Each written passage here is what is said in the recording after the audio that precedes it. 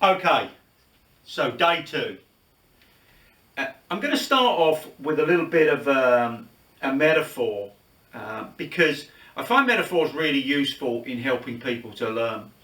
And I was in Scotland doing a coach training, and I had a level 3 and a level 4 course going over 7 days. And I introduced metaphors to the group right at the start, commenting on the power of them, both as a unconscious motivation and a way of motivating people to go forward. And halfway through the course, there was a playing lesson, and the level 3 guys had to go out there and perform to certain standards. The masters, which included me, went down halfway down the first fairway to watch them hit golf balls.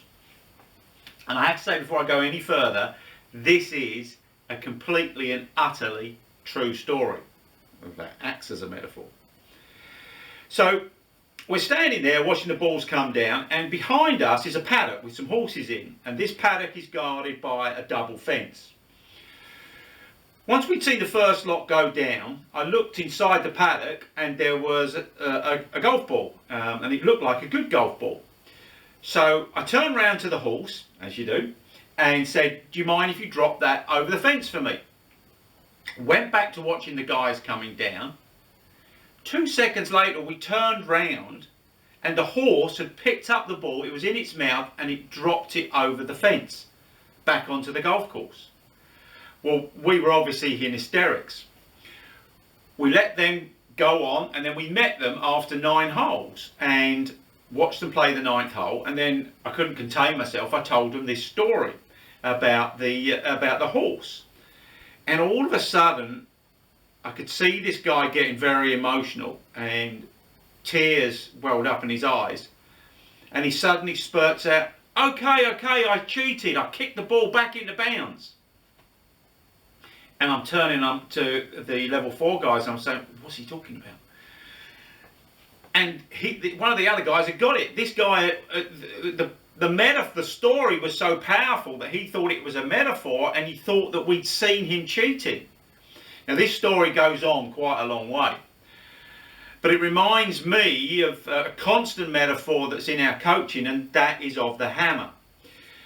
So we have a task within golf, and the task basically is to move that ball to a specific target. Now, if we wanted to talk about a hammer and a nail, it might be that we want to secure this piece of wood to the bigger piece of wood. So we need a nail to do that. So we have to have some sort of target in mind. We have to have the right tool in mind, because if I try to put it in with my finger, it's not going to go. Hit it with my glasses, it's not going to go. Another tool. But eventually, if we come to the hammer, we've got the right tool. Now, very few of you actually went on a course how to use a hammer. You learnt empirically from maybe watching your parents hit the nail with the hammer. You might have even seen them hit their fingers. So we learn instinctively. We've watched everything going on, and then we use the hammer. Now, we might miss the nail. We might conceivably use the wrong part of the hammer. So even though we have the right tool, we use the tool incorrectly. There's a metaphor there. But eventually we learn how we're going to hit the nail with the hammer. We may have learned by reducing the length that we take it back. We may have learned by the speed that we hit it. We may have learnt by focusing our attention. We may have learnt by using our eyes to focus on the middle of the nail.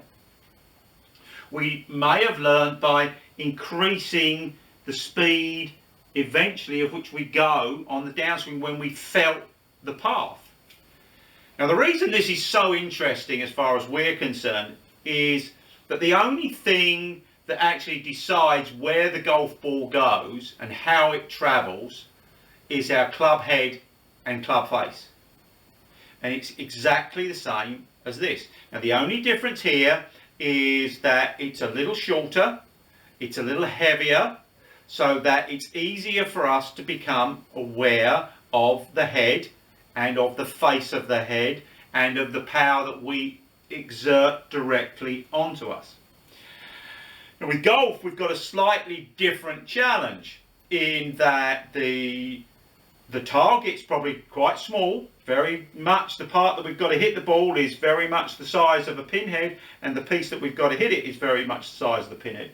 But we've got to hit it dramatically further, and we've got to use our whole body and its coordination to make it work. So here's the nitty-gritty part of this, is that all of the things that I have to do, and I've learned how to use this hammer to hit that nail, are exactly the same that we're going to need to learn everything that we're going to discuss over the next 60 days. We may be going to have to learn that we're going to have to make shorter strokes to learn what it is that we've got to learn. Maybe do them slower. Maybe build up the speed. Sense more. Become aware more. Get feedback about when we're going in the wrong direction and we're missing our target. To learn how to get far superior in receiving that feedback. Far superior in noticing what it is that we should be feeding back on. Now, because I'm not going to be in your back garden with you or in your home with you, then for you to really go on from here, we need to become aware of everything that we're doing. We need to learn what feedback we are going to need to get that club head, club face going in the right direction at the right speed that's going to propel that ball to that chosen pinhead target. When you can learn these skills, we can apply it to absolutely anything within golf. From putting to the driver to even our course management and its strategy. So we're going to start to build up from tomorrow some exercises that are going to help you learn about feedback, to learn about awareness. But the crucial and principal ones are that we don't swing back so far, that we swing at a speed that we can take in information and awareness of the club head, club face, until we get a pattern that we can coordinate our movements to deliver that club head, club face to the ball in such a way it moves us to our desired result. So I'm going to call that a day for the moment, but I may add a little bits of information about the actual what we want the club head and club face to be doing in certain situations. So thank you for listening, and we'll be back soon.